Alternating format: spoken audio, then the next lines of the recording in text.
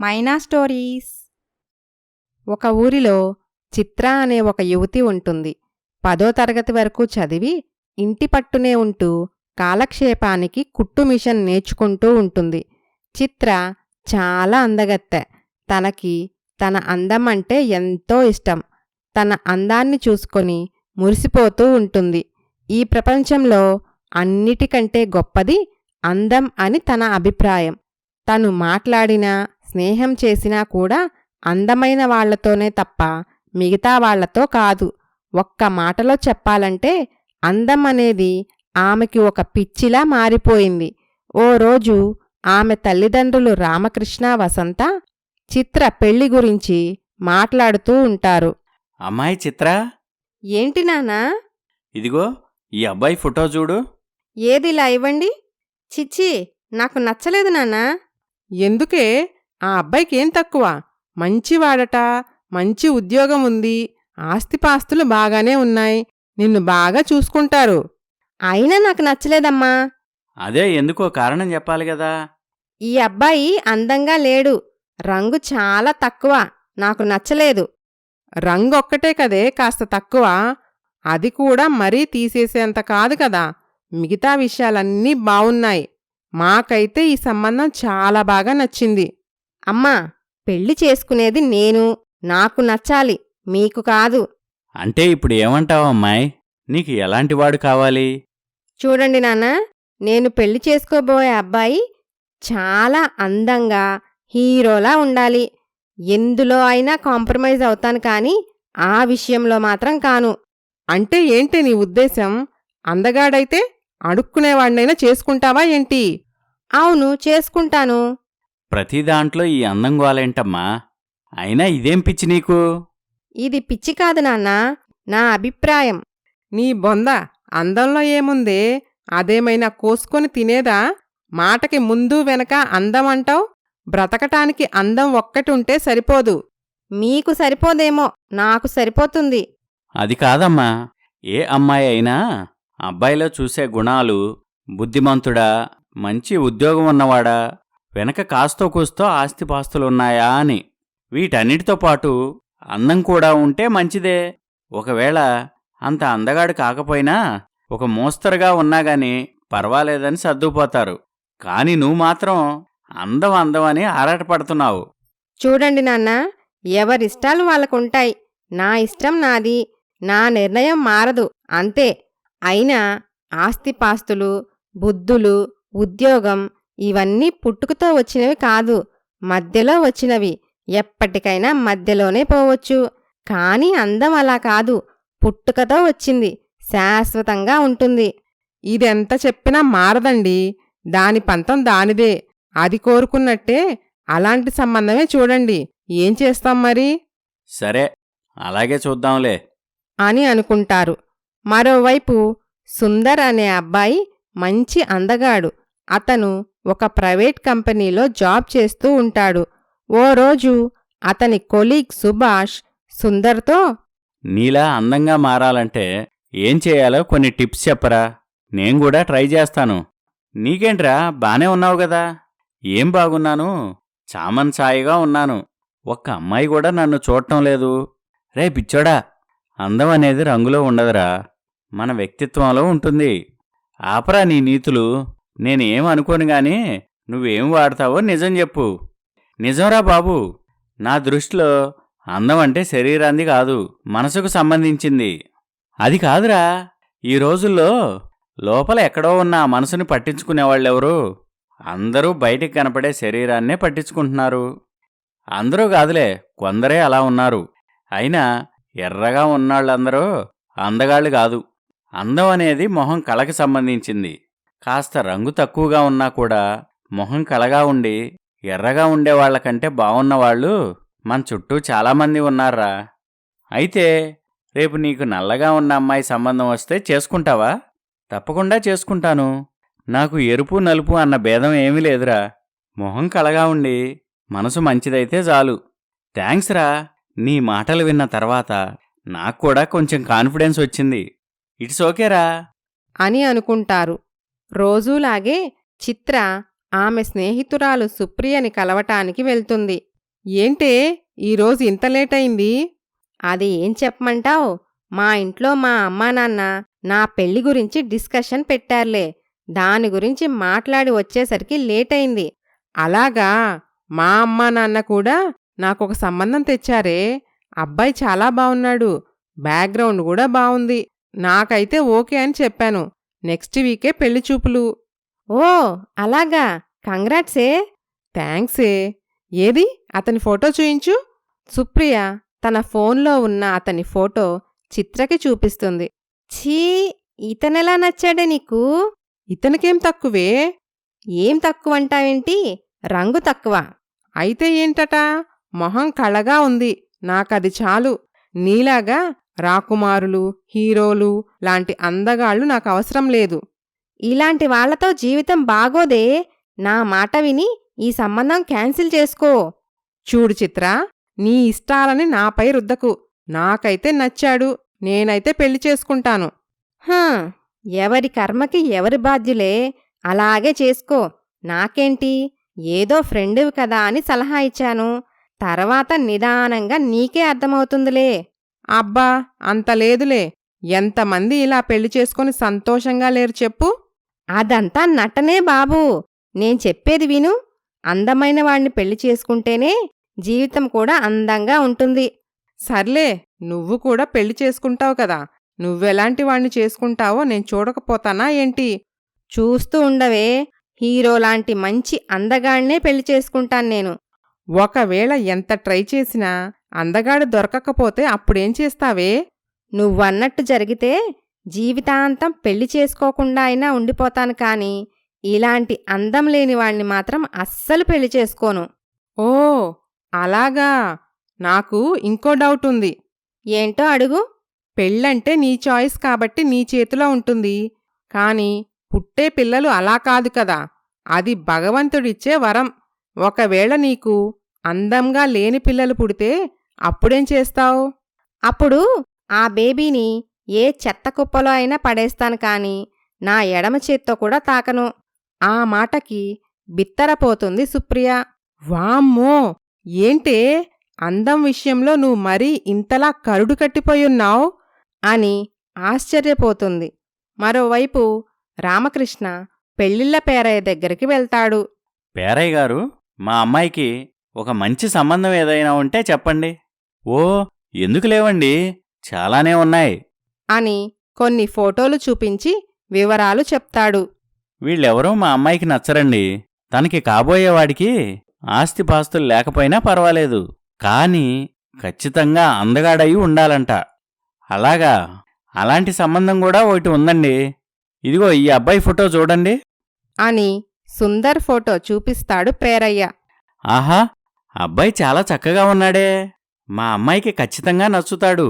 ఈ ఫోటో మా అమ్మాయికి చూపించి తన అభిప్రాయం కనుక్కుంటాను అని ఇంటికి వెళ్ళి కూతురికి ఫోటో చూపిస్తాడు. చిత్రకు సుందర్ తెగ నచ్చేస్తాడు. నాకు నచ్చాడు నాన్నా అని ఎంతో సంతోషంగా చెప్తుంది చిత్ర. రామకృష్ణ వసంత ఊపిరి పీల్చుకుంటారు. మంచి ముహూర్తం చూసి వాళ్ళిద్దరికీ పెళ్లి జరిపిస్తారు. అమ్మా చిత్ర, ఇప్పుడు నీకు పెళ్ళయింది కాబట్టి ఇంతకు ముందులాగా ఉంటానంటే కుదరదు. అందమనే విషయంలో నీ ఆలోచన మార్చుకోవాలి. ఇప్పుడింక అంత అవసరం ఏముంది నాన్నా? నేను కోరుకున్నట్టే అందమైన అబ్బాయిని పెళ్లి చేసుకున్నాను కదా. అయితే మాత్రం అంతటితో అయిపోయిందా? మేము చెబుతున్నది మిగతా విషయాల గురించి.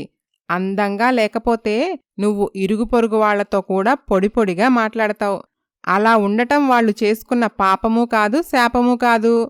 అమ్మా, నా దృష్టిలో అంతే. నా ఇష్టాన్ని అభిప్రాయాన్ని మార్చుకోవాలని బలవంతం చెయ్యకండి. నేనింతే. ఏమండి, ఇప్పుడు మనం ఎన్ని చెప్పినా దానికి అర్థం కాదులే. ముందు ముందు పరిస్థితులే దానికి నేర్పిస్తాయిలే. అబ్బో, అది చూద్దాంలే. ఇక మీ పాఠాలైపోతే అవతల మా ఆయన రెడీ అయి ఉంటాడు. మేం వెళ్ళాలి. సరేనమ్మా. అసలే కొత్త కాపురం, జాగ్రత్తగా మసులుకో తల్లీ. అలాగేనమ్మా అని భర్తతో కలిసి సిటీకి బయలుదేరుతుంది చిత్ర. ఏమండి, నేను చాలా చాలా సంతోషంగా ఉన్నాను తెలుసా? నేను కూడా చిత్ర. మనమే కాదు, పెళ్ళైన కొత్తలో ఎవరైనా ఇలానే ఉంటారులే. ఎందుకంటే కొత్త జీవితం గదా. అది నిజమే కాని నా ఆనందం అందుకు కాదు. మరి దేనికి? నేను కోరుకున్నట్టే నాకు అందమైన భర్త దొరికినందుకు. అంటే నువ్వు నన్ను కేవలం అందం చూసే పెళ్లి చేసుకున్నావా? అవునండి, మీలాంటి అందమైన అబ్బాయిని పెళ్లి చేసుకోవాలని ఎన్నో కలలు కన్నాను. ఎందరో దేవుళ్ళకి మొక్కుకున్నాను. అవునా? సాధారణంగా ఇలాంటి మనస్తత్వం పల్లెటూరులో పుట్టి పెరిగిన మిడిల్ క్లాస్ అమ్మాయిలకి ఉండదు కదా. ఏం పల్లెటూరు అమ్మాయిలంటే అంతలోకువా? వాళ్ళు మాత్రం అందరూ ఆడపిల్లల్లా కాదా? వాళ్ళకి మాత్రం ఇష్టాలుండవా, మనస్సుండదా? అంటే నా ఉద్దేశం అది కాదు. సాధారణంగా మిడిల్ క్లాస్ అమ్మాయిల్లో ముఖ్యంగా పెళ్లి విషయంలో అందానికి పెద్దగా విలువ ఇవ్వరు కదా అని. అందరూ కాదు, కొందరే అలా అనుకుంటారు. అందుకు నేను వ్యతిరేకం. ఓ అలాగా? మీ మనస్తత్వం కూడా నాలాగే కదూ? లేదు చిత్ర, నాకు అందం మీద అలాంటి ఒపీనియన్ లేదు. నా దృష్టిలో అందం అంటే మనసుకు సంబంధించింది. నాకు అందంగా ఉండేవాళ్లైనా లేనివాళ్లైనా ఒకటే. ఈ శరీరం శాశ్వతం కాదు కదా. అందరూ అలా మాట్లాడతారేంటండి? శరీరం శాశ్వతం కాకపోతే ఇంకేంటి? దీన్ని కోసి ఎవరికీ ఇచ్చేయం కదా. మధ్యలో పోయేది కాదు కదా. మనం పోయే వరకు మనతోనే ఉంటుంది. ఈ శరీరమే కదా మనిషి రూపురేఖల్ని తెలియజేసేది. నా ఉద్దేశం శరీరం అందంగా ఉండటం ఓకే, కానీ అదేం గొప్ప కాదు. అది జస్ట్ ఒక రంగు మాత్రమే. అయితే దేవుడందర్నీ ఒకే రంగులో పుట్టించొచ్చు కదా. మరి అలా ఎందుకు చేయలేదు చెప్పండి? సరే సరే, కొత్తగా పెళ్ళైన వాళ్ళం మరీ ఇప్పుడే గొడవ పడితే చూసేవాళ్లకి బాగోదు. కొన్నాళ్లైనా ఈ కొత్త మురిపం ఎంజాయ్ చేయాలి. ఆ తర్వాత ఇలాంటి చిన్న చిన్న గిల్లి గజ్జాలు తప్పవు గదా అని నవ్వుతూ మ్యాటర్ని డైవర్ట్ చేయటానికి ట్రై చేస్తాడు సుందర్. అది కాదండి, మనిద్దరం అందంగా ఉన్నాం, కానీ దాని గురించిన అభిప్రాయాలు మాత్రం వేరువేరుగా ఉన్నాయి. నేనైతే మీలా కాదు. నాకు అందం లేని వాళ్లంటే అస్సలిష్టముండదు. వాళ్లతో మాట్లాడటానికి కూడా ఇష్టపడను నేను. అది చాలా తప్పు చిత్ర. నువ్వు నీ అభిప్రాయం మార్చుకోవాలి. చూడండి, నా అభిప్రాయం మార్చుకోమని మీరు నన్ను అడక్కండి. మీ అభిప్రాయం మార్చుకోమని నేను మిమ్మల్ని అడగను. అలాగే, ఇక ఈ టాపిక్ వదిలేద్దాం అని అనుకుంటారు. ఓసారి పుట్టింటికి వచ్చిన చిత్ర ఆమె స్నేహితురాలు సుప్రియని కలుస్తుంది. మొత్తానికి నువ్వు అనుకున్నట్టే అందగాణ్ణి పెళ్లి చేసుకున్నావుగా. చెప్పాను కదే, నేను అందం విషయంలో చాలా పట్టుగా ఉంటానని. కానీ అన్నిసార్లు ఆ పట్టు మంచిది కాదు. మంచిదో కాదో నాకనవసరం. నా దృష్టిలో అందం లేకపోతే జీవితమే లేదు. అది పొరపాటే చిత్ర. అందం లేకపోతే జీవితంలో ఆనందం ఉండదన్నావు. కానీ నా లైఫ్ చాలా బావుంది. మా ఆయన నన్ను చాలా బాగా చూసుకుంటున్నారు. నీకు బావుండొచ్చే, కానీ చూసేవాళ్లకి బాగోదు. మీరిద్దరూ రోడ్డు మీద నడుచుకుంటూ వెళ్తుంటే మీ జంటని చూసి ఈ జనం ఏం మాట్లాడుకుంటారో తెలుసా? కాకి ముక్కుకి దొండపండులా ఉన్నారని గేలి చేస్తూ జోకులు వేసుకుంటూ ఉంటారు. అయితే ఏంటే, మనం బ్రతికేది మనకోసం, జనాల కోసం కాదు కదా. కావచ్చే, కానీ బ్రతుకుతున్నది జనాల్లోనే కదా, అడవిలో కాదు కదా. జనాల మాటలు కూడా మన మీద ప్రభావం చూపిస్తాయి. నీకేమో కాని నాకు మాత్రం మా జంటను చూసి ఎవ్వరైనా సరే ఆహా అని అనుకోవాలనుకుంటాను. సర్లేవే, ముందు ముందు ఇంకా చాలా జరిగే విషయాలున్నాయి కదా, చూద్దాం. ఎప్పటికైనా నువ్వు నీ అభిప్రాయం మార్చుకోక తప్పదులే. అది కలలో కూడా జరగదే అని అనుకుంటారు. ఆఫీస్లో సుందర్తో సుభాష్, ఒరే సుందర్, నువ్వు నన్ను మోసం చేశావురా. నేనేం చేశానురా బాబు? నాతో ఏం చెప్పావు? నాకు ఎవరైనా ఒకటే అన్నావుగా. మరిప్పుడేమో నీలాగా అందంగా ఉన్న అమ్మాయిని చూసి పెళ్లి చేసుకుంటావా? అది కాదురా, నేను కావాలని ప్రత్యేకంగా అందమైన అమ్మాయి కోసం వెతుక్కొని మరీ పెళ్లి చేసుకోలేదు. అనుకోకుండా వచ్చిన సంబంధం అలా కుదిరిపోయిందంతే. ఇంకా కహానీలు చెప్పకరా, నేను నమ్మను. లేదురా, నువ్వు నన్ను మిస్అండర్స్టాండింగ్ చేసుకుంటున్నావు. నా మనస్తత్వం ఏంటో నీకు ముందు ముందు అర్థమవుతుందిలే అని అనుకుంటారు. ఇలా జరుగుతూ ఉంటుంది. చిత్ర జీవితం చాలా సంతోషంగా సాగిపోతూ ఉంటుంది. ఆమె ప్రెగ్నెంట్ అవుతుంది. సుందర్ చిత్రని ఇంకా బాగా చూసుకుంటూ ఉంటాడు. ఓ రోజు సుందర్ ఆఫీస్ నుంచి త్వరగా ఇంటికి వస్తాడు. చిత్ర, అప్పుడే వచ్చేశారా? ఈరోజేంటి ఆఫీస్ నుంచి ఇంత తొందరగా వచ్చారు? నీకోసమే చిత్ర.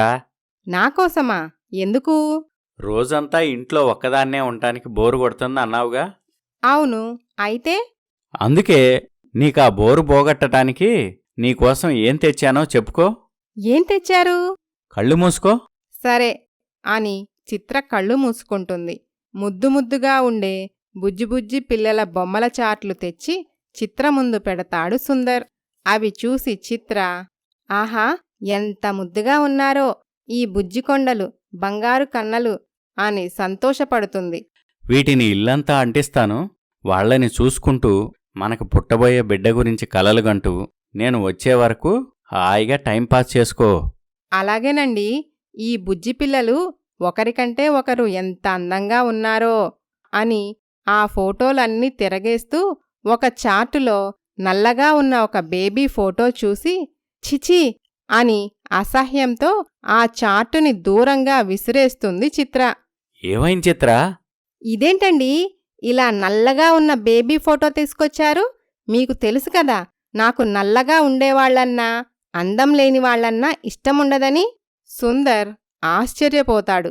ఇదేంటి చిత్ర? చిన్నపిల్లలకి రంగు అందంతో పనే ఉంది చెప్పు. ఎంత ముద్దుగా ఉందో చూడు చిట్టి తల్లి అని భార్య విసిరేసిన చార్టు చేతిలోకి తీసుకొని ముద్దాడుతాడు సుందర్. చిచ్చి, దాన్ని పడేయండి. నీ అయిష్టం. పెద్దవాళ్లలోనే అనుకున్నాను, చిన్నపిల్లల్లో కూడా ఉందా? అందం విషయంలో చిన్నా పెద్ద అనే తేడా లేదు నాకు. ఇలాంటి వాళ్లను చూస్తేనే నాకు ఒళ్లంతా కంపరంగా ఉంటుంది టెన్షన్ పడకు చిత్ర, పడేస్తాలే అని ఆమెని కూల్చేస్తాడు సుందర్. తనకి పండులాంటి ఎర్రగా బుర్రగా ఉండే పిల్లలు పుడతారని తెగ కలలు కంటూ ఉంటుంది చిత్ర. అలా కొన్ని నెలలు గడుస్తాయి. ఓ రోజు హాస్పిటల్లో చిత్రకి డెలివరీ అవుతుంది. ఒకప్పుడు తను ఏ చాటైతే అయిష్టంగా విసిరేసిందో అలాంటి నల్లగా ఉన్న ఒక పాప పుడుతుంది.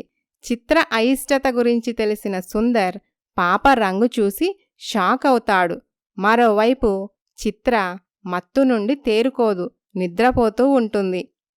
భగవంతుడా, ఇదేంటయ్యా ఇలా చేశావు? ఇప్పుడు నా భార్య ఎలా రియాక్ట్ అవుతుందో ఏంటో.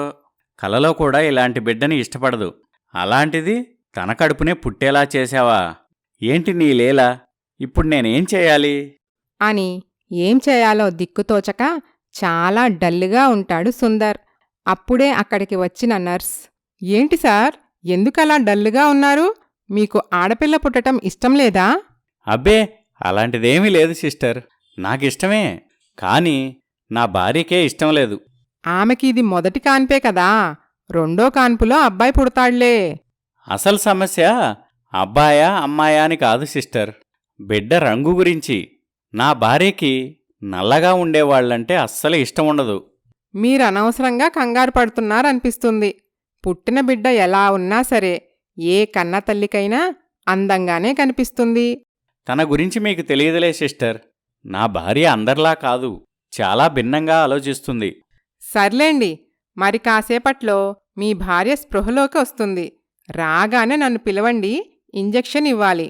అలాగే సిస్టర్. నర్సు వెళ్ళిపోతుంది. సుందర్కి ఏం చేయాలో అర్థం కాక ఆలోచనలతో సతమతమవుతూ ఉంటాడు. అప్పుడు అతనికి ఒక ఆలోచన వస్తుంది. మనస్సులో సుందర్, ఈ పక్క రూములో ఉన్న ఆవిడకి కూడా ఆడపిల్లే పుట్టింది. వాళ్ల బిడ్డ ఎర్రగా ఉంది. ఆ బిడ్డని నా భార్య దగ్గరికి, నా బిడ్డని ఆమె దగ్గరికి మారిస్తే? అవును, అదే కరెక్ట్. వాళ్ల రూంలో కూడా ఎవ్వరూ లేరు. బిడ్డల్ని మార్చటానికి ఇదే సరైన సమయం అని అనుకొని నెమ్మదిగా పక్క రూంలోకి వెళ్తాడు సుందర్. అక్కడ ఎవ్వరూ ఉండరు. తల్లి మత్తులో నిద్రపోతూ ఉంటుంది.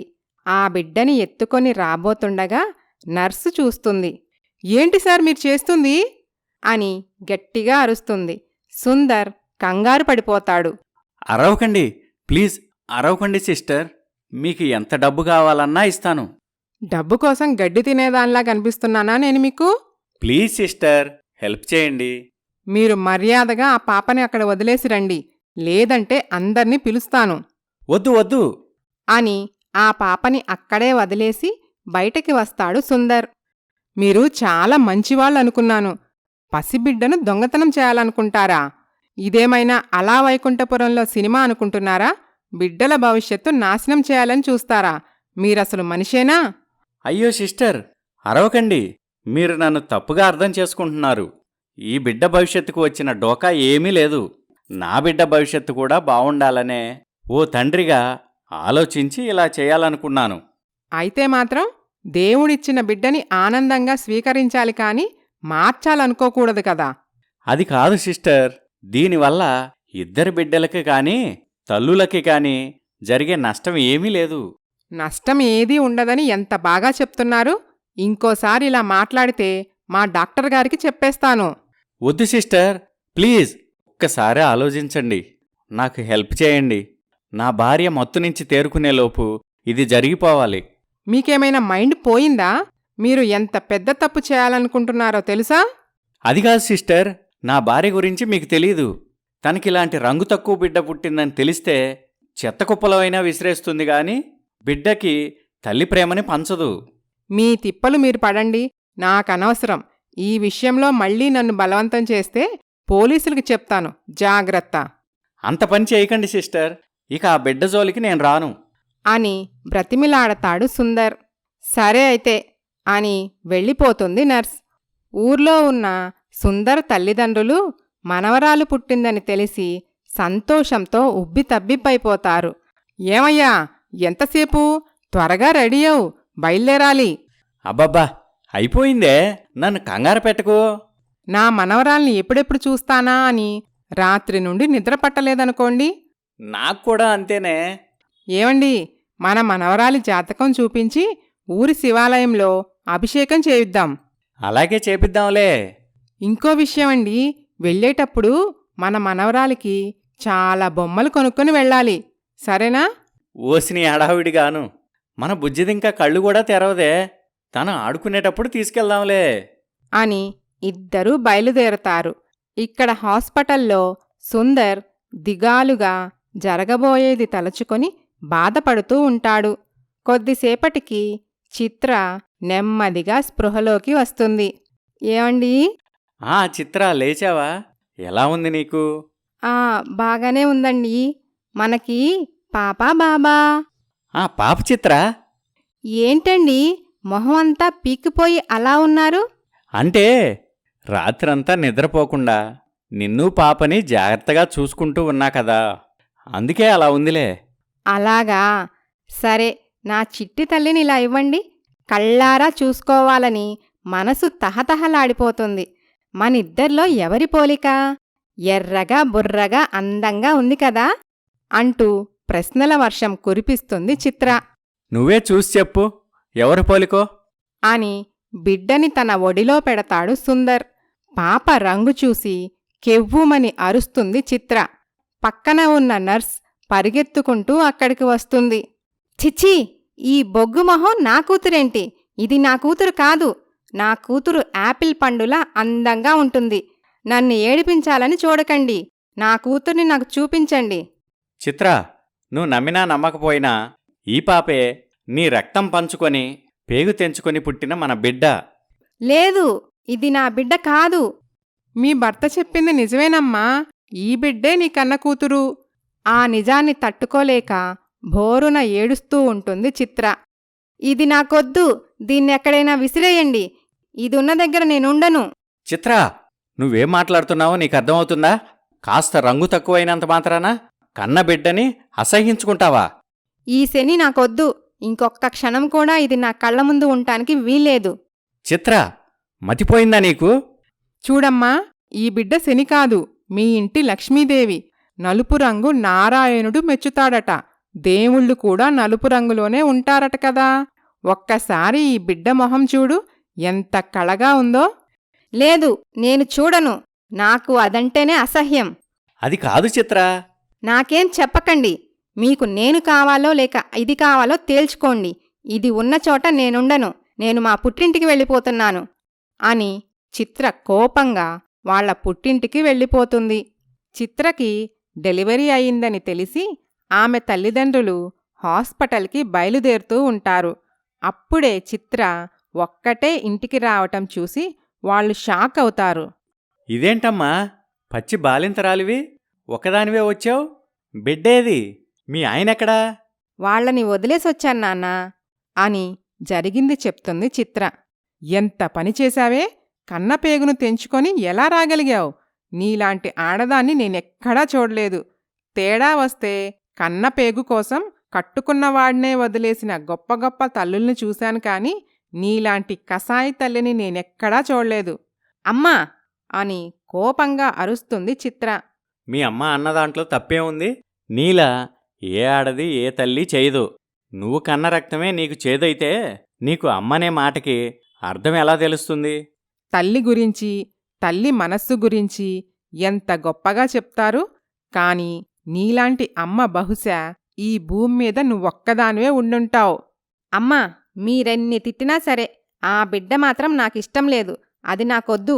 వద్దంటే తిరిగి ఇచ్చేయటానికి ఇదేం వస్తువు కాదు, దేవుడిచ్చిన బిడ్డ. అవునే, ఓ పక్క అసలు పిల్లల్లేక ఎంతోమంది ఏడ్చేవాళ్లున్నారు. అలాంటిది బంగారం లాంటి బిడ్డని వద్దంటావా? అయితే ఆ పిల్లలు లేని వాళ్ళకే ఇచ్చేయండి దాన్ని. నాకు మాత్రం ససేమిరా వద్దు అని లోపలికి వెళ్ళిపోతుంది చిత్ర. అక్కడ హాస్పిటల్లో నర్సు సుందర్తో, సార్ మీరు చెప్తుంటే నమ్మలేదు కాని మీ భార్య ప్రవర్తన చూశాక ఇలాంటి వాళ్ళు కూడా ఉంటారా అని ఆశ్చర్యమేసింది. అందుకే కదా సిస్టర్ హెల్ప్ చేయమని మిమ్మల్ని బ్రతిమలాడాను. లేదులేండి, అలా చెయ్యకూడదు. ఎలాగోలా మీ సమస్య మీరే పరిష్కరించుకోవాలి. అంతేకాని పిల్లల్ని మార్చి ఆ తల్లి బిడ్డల ఉసురు నేను పోసుకోలేను. సరే సిస్టర్, మీరు చెప్పింది కూడా కరెక్టే కదా.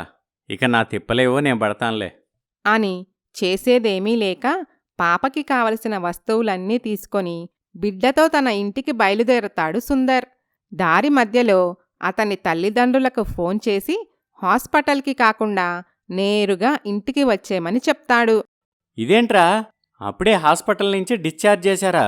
దారి మధ్యలోనే ఇంటికి రమ్మని ఫోన్ చేశావు. అవును నాన్న. ఏది నా బుజ్జి కన్నా నా బంగారు తల్లినిలా ఇవ్వు అని బిడ్డని ఎత్తుకొని ముద్దులాడతారు. మహాలక్ష్మిలా ఉందిరా నా మనవరాలు. అచ్చం నా పోలికే. అదేం కాదు, నా మనవరాలిది అచ్చం నా పోలికే. చూడు, మనవరాళ్లకి తాత పోలికలు, మనవళ్ళకి నాయనమ్మ పోలికలు సహజంగా వస్తాయంటారు. కాబట్టి మన మనవరాలు నా పోలికే. కాదంటే మాత్రం మీరు ఊరుకుంటారా ఏంటి? పరిస్థితికి తగ్గట్టు మీకు అనుకూలంగా మార్చుకొని మాట్లాడటం మీకు అలవాటే కదా, అలాగే కానివ్వండి అని ఇద్దరూ గొడవపడుతూ మనవరాలి పట్ల ప్రేమని చాటుకుంటూ ఉంటారు. అది చూసి నవ్వుకుంటాడు సుందర్. అవునరా, కోడలెక్కడా? ఏది కనపట్టలేదే? తను వాళ్ల పుట్టింటికి వెళ్ళింది నాన్నా. బిడ్డనొదిలేసి కోడలొక్కటే పుట్టింటికి వెళ్ళటమేంటిరా? అంతా నా కర్మమ్మా అని జరిగిన విషయం చెప్తాడు సుందర్. అది విని వాళ్ళిద్దరూ ఆశ్చర్యపోతారు. ఇదేం మాయరోగంరా నీ పెళ్ళానికి? తల్లి అయ్యానని సంతోషంగా పుట్టిన బిడ్డను చూసి మురిసిపోకుండా. అయినా కన్న బిడ్డనొదిలేసి వెళ్ళటానికి అసలు కోడలికి మనసెలా ఒప్పింది? జంతువులు కూడా పురిట్లోని పసికందుని ఒక్క క్షణం కూడా వదిలి ఉండలేవు. అలాంటిది నీ భార్య బిడ్డని పట్టించుకోకుండా వెళ్ళిపోయింది. దానికసలు పేగుబంధం అంటే ఏంటో తెలుసా? తెలిస్తే అలా ఎందుకు చేస్తుందే? ఏమయ్యా, ఇలా అయితే ఎలా? మనం వెళ్ళి కోడలితో మాట్లాడి తీసుకువద్దాం పదా. అలాగే పద వెళ్దాం. వద్దమ్మా, ఇప్పుడు మీరు వెళ్తే తను ఇంకా మొండికేస్తుంది. అత్తయ్య మావయ్య వాళ్ళు తనకెలాగోలా సర్ది చెప్పి ఇంటికి తీసుకొస్తామని నాకు ఫోన్ చేసి చెప్పారులే. అవునా, సరే అయితే అని మనవరాలితో ఆడుకుంటూ ఉంటారు. అలా 2 రోజులు గడిచిపోతాయి. అక్కడ చిత్ర తల్లిదండ్రులు, చూడమ్మా చిత్ర, కన్నబిడ్డని వదిలేసొచ్చావని ఇప్పటికే ఊర్లో వాళ్ళందరూ నిన్ను ఆడిపోసుకుంటున్నారు. అవునమ్మా, బయటికి వెళ్లాలంటేనే మొహం చెల్లటం లేదు. ఆ పసికందు ఉసురు నువ్వు పోసుకోకు, మంచిది కాదు. కూతురికి ఎలాగోలా నచ్చచెప్పి బిడ్డ దగ్గరికి పంపకుండా ఇంట్లోనే పెట్టుకుంటారా అని ఊర్లో వాళ్ళందరూ మమ్మల్ని తిట్టిపోస్తున్నారు. మీకెన్నిసార్లు చెప్పాలమ్మా, నాకిష్టం లేని బిడ్డని నేను సాకను. అదసలు నా బిడ్డే కాదు. మా అయినా నేను ఇద్దరం ఎర్రగా అందంగా ఉంటాం. మాకు పుట్టే బిడ్డ ఇంకా అందంగా ఉండాలి. అంతేకాని అసలు అలా ఎలా పుడుతుంది? మీ అత్తింటి వంశంలో ఎవరో కాస్త రంగు తక్కువగా ఉండుంటారు. అందుకే బిడ్డకి ఆ రంగు వచ్చి ఉంటుంది. అందులో ఏముంది చెప్పు? అంటే దీన్ని బట్టి నాకో విషయం తెలిసింది. పెళ్లి చేసుకునేటప్పుడు పెళ్లి కొడుకునే కాదు, వాళ్ళ వంశం మొత్తం కూడా అందంగా ఉంటేనే పెళ్లి చేసుకోవాలి. ఆపవే నీ చాదస్తపు మాటలు. అలా అయితే నీకీ జీవితంలో పెళ్లి కాకపోయుండేది. దేవుడు నీ విషయంలో పెద్ద చూపు చూశాడు. కాబట్టి నీకు నచ్చిన వాడితో నీ పెళ్ళయింది. పెద్ద చూపు కాదమ్మా, చిన్న చూపు చూశాడా దేవుడు. కాబట్టే నాకు అలాంటి బిడ్డ పుట్టింది. చూడమ్మా చిత్ర, కాస్త రంగు తక్కువైనంత మాత్రాన నీ కొంపలేం మునిగిపోవు. మరేం పర్వాలేదు. నీకు ఇష్టం ఉన్నా లేకపోయినా మనసు మార్చుకొని నీ బిడ్డను దగ్గరికి తీసుకోవాల్సిందే. వేరే దారి లేదు. పద, మీ ఇంటికి వెళ్దాం. అని చిత్ర తల్లిదండ్రులు బలవంతంగా కూతుర్ని తీసుకొని అల్లుడి ఇంటికి వస్తారు. మనవరాల్ని చూసి మురిసిపోతారు. బిడ్డని ఎత్తుకొని ముద్దాడతారు. చిట్టి తల్లి ఎంత ముద్దుగా ఉందో కదండీ. అవును, కుందనపు బొమ్మలా ఉంది. చూడమ్మా చిత్ర, రంగుదేముంది చెప్పు.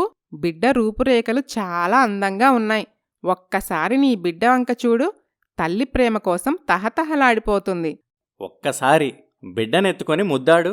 చిచి, దాన్ని చూడాలంటేనే కంపరంగా ఉంది, నాకొద్దది అని అక్కడ్నుంచి వెళ్ళిపోతుంది చిత్ర. మావయ్య, తనే నెమ్మదిగా మారి తన బిడ్డను చూసుకుంటుందిలే. ఎవ్వరూ తనని బలవంతం చేయకండి. అలాగే బాబూ. అని అనుకుంటారు. అలా 4 రోజులు గడుస్తాయి. సుందర్ తల్లిదండ్రులు, చిత్ర తల్లిదండ్రులు ఇద్దరూ వెళ్ళిపోతారు. చిత్ర మాత్రం ఎడమొహం పెడమొహంగానే ఉంటుంది. ఓ రోజు సుందర్ బిడ్డని తన భార్య ఒడిలో పడుకోబెడతాడు. చిచి, దీన్ని నా ఒడిలో పడుకోబెట్టారేంటి? దీని మొహం చూడాలంటేనే నాకు అసహ్యం.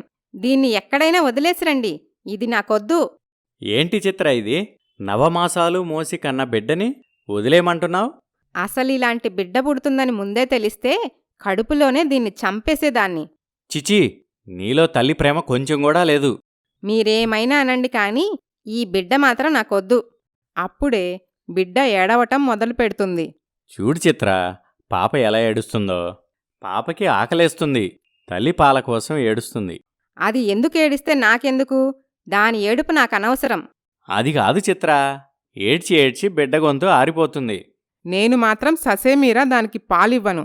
అది చస్తే చావనివ్వండి, నాకేంటి? నాకు పట్టిన పీడ వదిలిపోతుంది. సుందర్ చిత్ర చెంప చెళ్ళుమనిపిస్తాడు. నువ్వు మనిషివా రాక్షసివా? చిచి, నువ్వు తల్లివి కాదు, తల్లి ప్రేమ తెలియని బండరాయివి అని పాపకి డబ్బా పాలు పడతాడు. అలా కొద్ది రోజులు గడుస్తాయి. పాప బాగోగులు పూర్తిగా సుందరే చూసుకుంటూ ఉంటాడు. చిత్ర అస్సలు పట్టించుకోదు. ఇలా ఉండగా ఓ రోజు నిద్రపోతున్న చిత్రకి కలలో ఆమె స్నేహితురాలి మాటలు వినిపిస్తాయి. అది కాదే చిత్ర, పెళ్ళంటే నీ చాయిస్ కాబట్టి నీ చేతిలో ఉంటుంది. కానీ పుట్టే పిల్లలు అలా కాదు కదా. అది భగవంతుడు ఇచ్చే వరం. ఒకవేళ అందంగా లేని పిల్లలే నీకు పుడితే ఏం చేస్తావు? అలా జరగనే జరగదు. ఒకవేళ జరిగినా వాళ్లని చెత్తకుప్పలో అయినా విసిరేస్తా కాని నా ఎడమ చేత్తో కూడా తాకను. ఏంటి చిత్ర, నీ మాటలు గుర్తున్నాయా? అందంగా లేని పిల్లలు పుడితే ఎడమ చేత్తో కూడా తాకనని పెద్ద గొప్పలు పోయావు కదే, ఇప్పుడేమైంది? అని వెక్కిరించినట్టు కల వస్తుంది. చిత్ర ఉలిక్కిపడి నిద్రలేస్తుంది. పక్కన చూస్తే సుందర్ ఇంకా పాప ఇద్దరూ గాఢ నిద్రలో ఉంటారు. చిత్ర మనస్సులో అది ఆనాడు ఏ నోటితో అన్నదో గాని ఈనాడు దాని వాక్కు ఫలించింది. అదన్నట్టే జరిగింది. ఈ బిడ్డ ఇక్కడే ఉంటే ప్రతిరోజూ నన్ను వేధించి చంపుతుంది. ఎలాగైనా దీని పీడ వదిలించుకోవాలి. చిచ్చి, దీన్నసలు ముట్టుకోకూడదనుకున్నాను, కాని తప్పటం లేదు అని నెమ్మదిగా ఆ పాపని ఎత్తుకొని బయటకి వెళ్ళిపోతుంది. సుందర్ గుర్రుపెట్టి నిద్రపోతూ ఉంటాడు. చాలాసేపటి తర్వాత సుందర్కి మెలకువ వస్తుంది.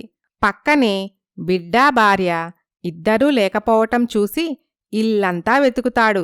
ఎక్కడా కనిపించరు. ఈ చిత్ర పాపని తీసుకుని ఎక్కడికి వెళ్ళుంటుంది?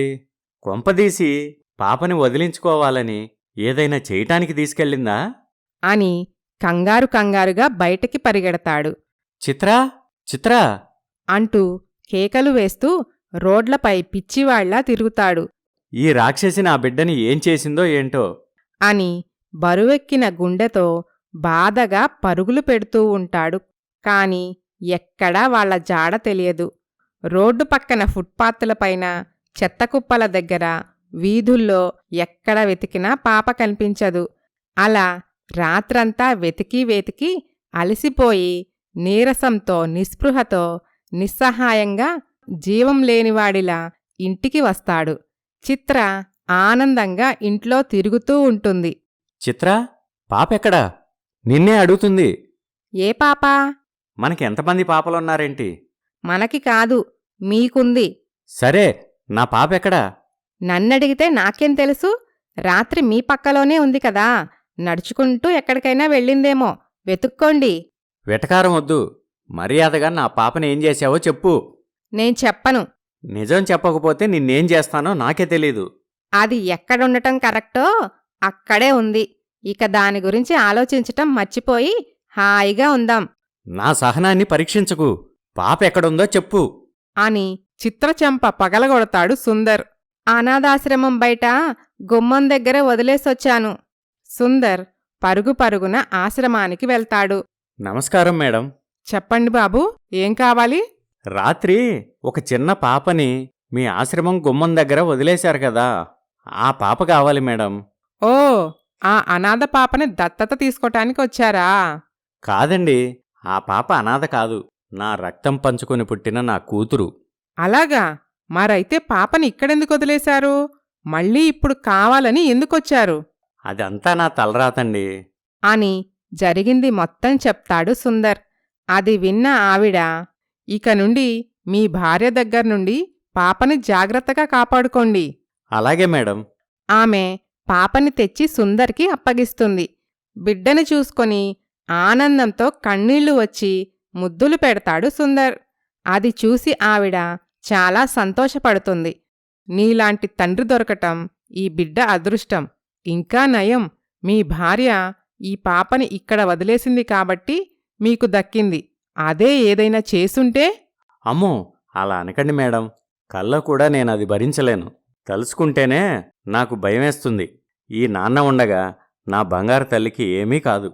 ఇక నుంచి నా పాపని నేను జాగ్రత్తగా చూసుకుంటాను అని బిడ్డని తీసుకొని ఇంటికి వెళ్ళిపోతాడు. ఏంటిది, మళ్ళీ ఈ దరిద్రాన్ని ఇంటికి తీసుకొచ్చారా? అసలు ఈ ఇంటికి పట్టిన దరిద్రానివే నువ్వే. ఇంకొక్క క్షణం కూడా నా ఇంట్లో నువ్వు ఉండటానికి వీల్లేదు. నడవే బయటికి అని చిత్రని బయటికి గెంటేస్తాడు సుందర్. అప్పటినుండి పాపని ఒంటరిగా వదిలి ఎక్కడికి వెళ్ళేవాడు కాదు. ఆఫీస్కి కూడా పాపని తీసుకొని వెళ్తాడు. ఆఫీస్లో అతని కొలీగ్ పాపని చూసి ముద్దు చేస్తాడు. హే బుజ్జికన్నా, చిట్టి తల్లి, చిచి చిచి, పాప చాలా క్యూట్గా ఉందిరా. అవునరా, పాపనేంటి ఆఫీస్కి తీసుకొచ్చావు? ఏం చేయనురా, అంతా నా కర్మ. అదో పెద్ద కథ అని తన భార్య గురించి చెప్తాడు. అదేంట్రా, నీ భార్య మరీ అలా ఉంది? అదే కదరా నా బాధ. పోనీలే, పాపను ఆఫీస్కి తీసుకొచ్చి మంచి పని చేశావు. అలా సుందర్ ఒక పక్క పాపని చూసుకుంటూనే మరో పక్క వర్క్ చేసుకుంటూ ఉంటాడు. చిత్ర పుట్టింటికి వెళ్తుంది. చిచి, నువ్వు నా కడుపున చెడబుట్టావు కదే, అసలు నువ్వేం చేస్తే మారతావు? రోజురోజుకి కసాయి తల్లిలా మారిపోతున్నావు. మాకు నీ మీద ప్రేమ పోయి అసహ్యం కలిగేలా చేసుకుంటున్నావు. నీ అందం పిచ్చి తగలయ్యా, దాన్ని తీసుకెళ్లి దిబ్బలో వేయవే. అందం అందం అని ఆ పిచ్చితో నీ కాపురాన్ని నాశనం చేసుకుంటున్నావు అని చెడామడా తిట్టి పారేస్తారు. నువ్వు మా ఇంట్లో ఉండటానికి వీల్లేదు. నీ ఇంటికి నువ్వు వెళ్ళిపో. అది కాదమ్మా, మా ఆయన నన్ను ఇంట్లోకి రానివ్వటం లేదు. అయితే కాళ్ళమీద పడి బ్రతివిలాడుకో. అయినా రానివ్వకపోతే ఏట్లో దూకు, కాని ఇక్కడికి మాత్రం రాకు అని అనటంతో భర్త దగ్గరికి బయలుదేరుతుంది చిత్ర. దారి మధ్యలో ఆమె స్నేహితురాలు కనిపిస్తుంది. మనస్సులో చిత్ర, ఇదెదురుపడిందేంటి, ఇప్పుడెలా తప్పించుకోవాలి, ఎక్కడైనా దాక్కోవాలి అని అటూ ఇటూ చూస్తుంది. ఈ లోపల ఆమె చిత్రని చూస్తుంది. ఏంటి చిత్ర, నన్ను చూసి కూడా చూడనట్టు మొహం చాటేస్తున్నావు? అబ్బే, అదేం లేదే, నువ్వేనా? ఎవరో అనుకున్నాలే. నాకు తెలుసులేవే, నీకు నల్లటి బిడ్డ పుట్టిందట కదా, మరి ఇప్పుడేమంటావ్? ఈ చిత్ర ఎప్పుడూ ఒకే మాట. నా దృష్టిలో అసలు అది నాకు పుట్టనే లేదు. దానికి నేను తల్లిని కాదు. అది నాకు కూతురు కాదు. నీకేమైనా దెయ్యం పట్టిందా? కన్న కూతుర్ని వదిలేశావా? నేనేదో మాట వరుస కంటేను. నేను సీరియస్గానే చెప్తున్నాను.